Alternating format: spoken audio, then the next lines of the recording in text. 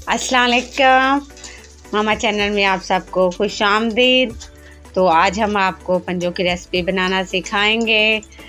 बहुत ही आसान है और बहुत ही मुफीद है। नज़ला, ज़ुकाम और खांसी के लिए, जोड़ों के दर्दों के लिए बहुत ज़्यादा मुफीद है। तो सबसे पहले मैंने 1 किलो पंजे लिए हैं और उनको अच्छी तरह से धो लिया है पानी से। लोग कुछ उबाल भी लेते हैं, लेकिन मैं इधर चूल्हे पर इसको जलाऊंगी, इसकी स्किन को, और फिर इसको साफ़ करेंगे। कुछ लोग उबालते हैं, लेकिन हम उबालेंगे नहीं। मैंने जब भी बनाए हैं मैं थोड़ा सा जला कर ही करती हूँ।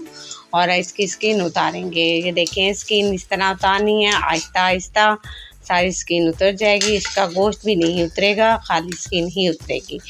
इस तरह मैंने सारे पंजे जो किलो लिए हैं इसी तरह साफ़ करूँगी इनको, और इसी तरह सारे साफ़ हो जाएंगे। और ये सर्दी के लिए तो बहुत ही अच्छे हैं और बहुत ही मुफीद हैं।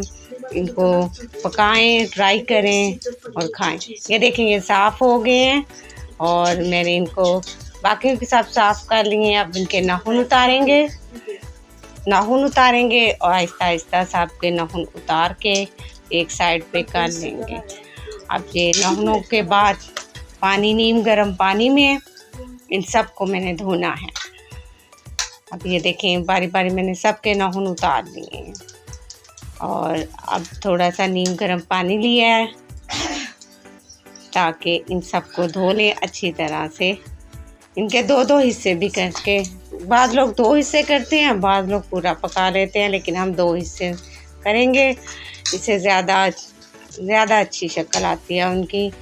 तो इस तरह मैंने इनको 2 हिस्सों में तकसीम करूँगी। इनको धोने के बाद अच्छी तरह से इसको साफ़ करके 2 हिस्सों में तकसीम कर दें। तो साफ़ करने का मरहला है वो थोड़ा मुश्किल है, बाकी पकाने